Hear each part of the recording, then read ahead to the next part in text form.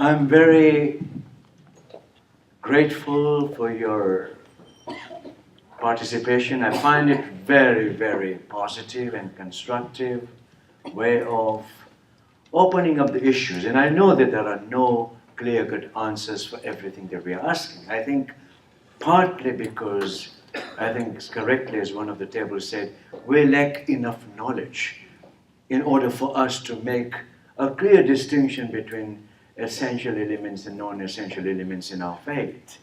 And I think part of the challenge for everybody in this room has been to really get back to the essentials. We are still very much caught up in the non-essentials. And I don't mean to say non-essentials means unnecessary things, but you can always prioritize the sources of your identity. And what you need to prioritize is left very much to your own interaction with your economic and social reality. We are living in a world in which we are interacting every day in and out in the social, political, and economic arena, and we are constantly being asked to make decisions. Now that's where I think humility is in place, because I don't think we have answers for everything that we're looking for. And therefore, it is important for us to start something that is more commonly done by all of us. That's why we said rituals, because everyone knows that there are several things that are sources of our identity. What we do, either individually or collectively, are helping us to formulate main areas of our personal identity.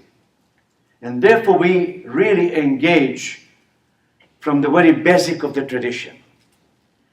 Now when we come to the tradition itself, you find that the tradition is overburdened with what we call the heritage.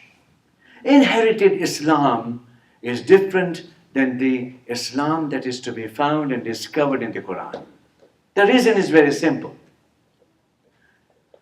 Although you do mention, the influence of the Arabs on the early development of Islam, but I must assure you that the intellectual tradition in Islam was formulated in a major way by the Persians.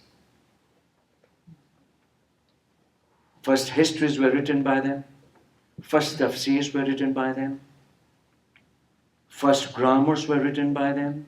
The Persians contributed enormously to the development of the culture and also reinterpretation of the tradition, sometimes in the Persian mode. Because translators are not simply translating. They are conveying one culture into a new culture which is being formulated by the translator himself. So you and I have one of the very, I think, important tasks to be performed. And Egyptians have done it. Muhammad Ghazali, for example, in Egypt wrote a book, Al-Sunnat al-Nabawiyya wa Sunnat al-Arabiyya. The title of the book is very clear. Tradition of Islam, of the Prophet, and tradition of the Arabs. By the way, that book is banned in Saudi Arabia. They don't want to read it. And I don't know, but it's one of the very helpful books. It's not very large, if only it was translated. It's not very large, but that book sets what we call the ground for us to adopt some of the understanding that, yes, there are traditions that go back to the 7th century Arabian anthropology, Arabian sociology.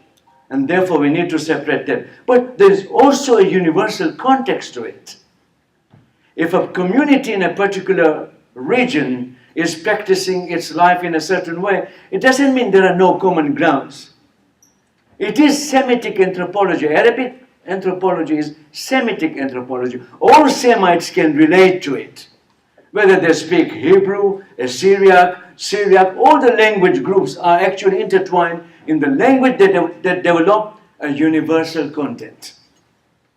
Universal content then is like the English and the French, and the way these different languages in Europe, they can also speak, despite the differences, In the linguistic formations, there's a common culture that unites all of them. This is what we call the common culture also in the Middle East. There's a common culture in the Middle East, and I don't think it's only Arabic, it's only Persian. By the way, if you really were to look, there's also a lot of Sanskrit influence on the Arabic culture. When you talk about, Ibn Muqaffal, you're talking about someone who knew Sanskrit, who knew Pahlavi, who knew Arabic. Whatever he wrote, he was the first one to translate Panchatantra for the Muslim rulers. This is, by the way, Machiavellian, art of rulership. In other words, they really wrote it. Ghazali was the one who, when he wrote Nasihat al-Muluk, that's what he read. He knew about, this European tradition that was, being transmitted through Syriac and Greek translations. In other words, Aristotle's politics was known in the Arab world. In other words, there was already Hellenism penetrating Arab thought. In other words, I don't think the cultures remain completely isolated from one another. That's the role of civilization, to bring them together. I think one of the challenges of the modern times is that to build the confidence in what we choose for ourselves. We need personal confidence in our personal identity, first of all. If we are comfortable with our identity as Muslims, wherever we come from, then we can go another step to see how this tradition connects to the other traditions with which we are familiar in our environment. Environment is extremely important because it is multicultural, multi-faith, multi-politics. You see, in every area there is what we call multiplicity. There's plurality. And that's what we had to deal with. Religious communities are forgetting sometimes that even their own tradition was not formulated in isolation. Imam Abu Hanifa knew Jewish scholars in Baghdad and Kufa, with whom he sat in discussion about usul al-fiqh, about the legal theory. In other words, Jewish contribution to Islamic development of usul al-fiqh. We haven't even started learning about it. There are books about it, by the way. You can read German books about it. In other words, there are other cultures interplaying with what we call the culture. Cultures are not pure. They take materials that work best for them. That's what the Arabs did when they came to Iran. They saw something was there. So Hisham ibn Abdul Malik, the Umayyad ruler, said, we'll change, our books from this language to that language. They were using Pahlavi, by the way. The Iranians were the ones who told the Umayyad rulers, you better make Arabic lingua franca of the empire. That's when the books change. You read the history and you are surprised that until the time of Hisham ibn Abdul Malik, Pahlavi was the language of record keeping in the government, administration. Then they changed to Arabic. Arabic became the lingua franca. The moment it became Arabic, then was an expression of civilization. In other words, we are looking at a very complex picture of our identity in the modern times. You and I have access to different cultures, different traditions, different modes of thinking, different modes of challenging what we believe in, and come to a very different conclusion. This is what I see, I think, as a very important dimension. What the Quran did, and I think what we really need to do is recover the Quran from the ambiguity. That you and I have not paid enough attention to the dimensions of the Quran. And those dimensions are worth keeping in mind. There is certainly a universal dimension. Islam did not come in the vacuum of religions. There were religions in Arabia. If you look at the religious map of Arabia in 7th century, you see most of it is populated by Christian communities. Different forms of Christianity. If you go to the south of Arabia, there's Judaism, there's Christianity, and Zoroastrianism. You just go across the Horn of Africa and you find different traditions there too. In other words, a message is coming in a multicultural, multi-faith space. Therefore, it needs to define its own space. This is very interesting. You define your space when you are challenged by others that you are encroaching upon our space. The Christians were challenging the early community. The Jews were challenging the prophet in Medina, that this was our space. We were in control of this space. We were doing these things. All of a sudden, the new religion is saying that, okay, we will do it for you. We will define the new space. But what the new religion did was that it didn't want to create enemies.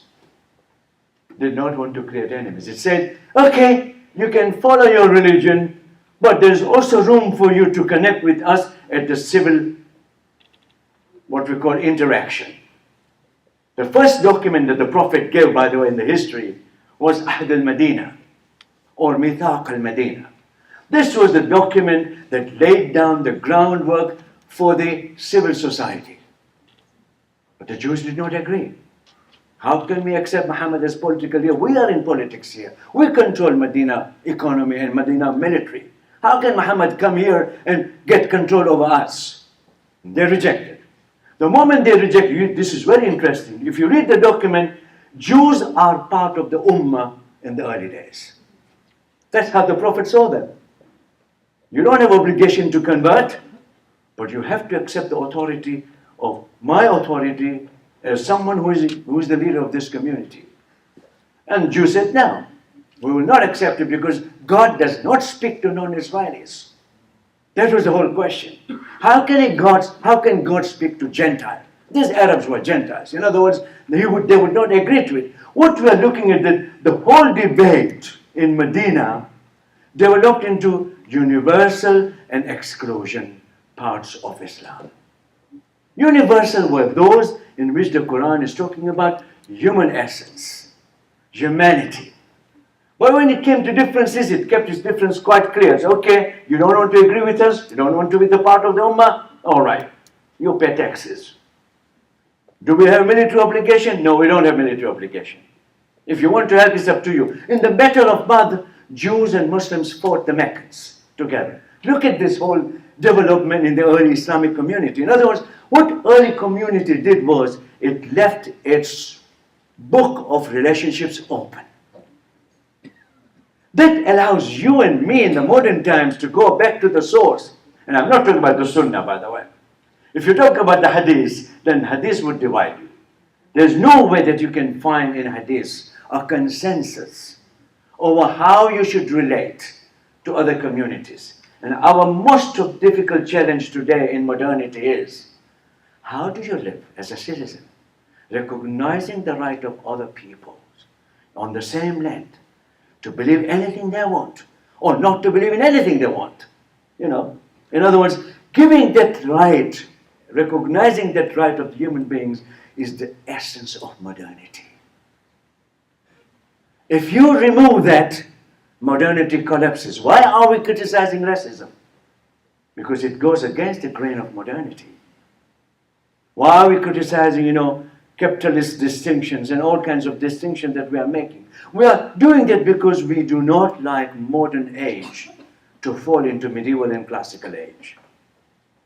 They had communities, but in the classical age, in the medieval age, non-Muslims were second-class citizens in the Islamic Empire. Today, non-Muslims are equal citizens. That's a jump. When we were working on the Iraqi constitution and I was participating in that, the main idea that was disputed by the Muslims was that how can we give equal citizenship to the Christians in Iraq? Because they were saying that our model of citizenship is the Sharia, which divides the world into believers and non-believers. The only middle category in the Sharia is the peoples of the book.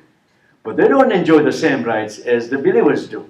So it's a kind of discriminatory law. In other words, if the Sharia wants to be relevant in terms of human relationship today, it needs to develop new concepts of citizenship, civil society, equal rights. All these things are part of the new conversation about how a religion has to live in the modern time. Now, we do not have Reformed Islam, conservative Islam, ultra-conservative Islam. So we still haven't divided. Although I think the way this group is functioning at the moment, we seem to be some kind of, Muslims who are interested to remain authentic to our Muslim identity, and yet we want to say that religious knowledge is relative. It's not absolute. After all, religious knowledge was formulated by scholars at different times. Therefore, scholarship cannot be given the same status as the Quran has. If Tabari wrote in the medieval times, if Sheikh Tusi wrote, Nasruddin Tusi, they all wrote responding to the situation in their own times. Therefore, we need to respond to our times. And this is what I see as the Quranic challenge. The Quran came to highlight the realities of human beings. The more you read the Quran, the more you understand that it is dealing with the realities. Therefore, the vision that the Quran provides is realistic moralism. By the way, there's no direct condemnation of homosexuality in the Quran. No, there is no. That it is left ambiguous. And therefore Abu Hanifa did not mind if I looked at a young boy, beardless boy, and got excited in my heart. He didn't mind. He said, that's okay. Now, that was criticized by Hallaj, the Sufi. He said, no, that's playing with religion. That's playing with morality. But the word, Hanafi opinions were quite progressive in that sense. Quote-unquote progressive. They might have been morally unacceptable. But there was a discussion growing out in the society at the time when you and I would not even imagine there would be such a sanction in the fiqh, in the jurisprudence. There are so many other things. Bank interest. If you look at the bank interest, you look at the trade practices, all of these things, international law was dealt with in the contextual aspect of the community's living. Baghdad was different than Damascus. Damascus was different than Medina. Medina was different than Cairo.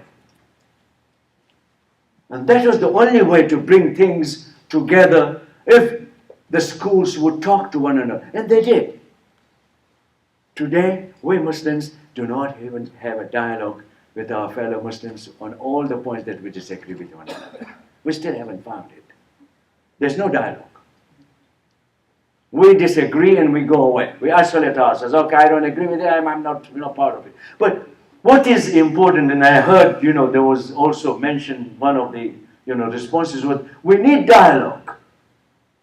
What you were able to achieve on your table today is rare. Because what you did was, not only did you open up the issues quite frankly and openly, but you also somehow said, we need to have a consensus.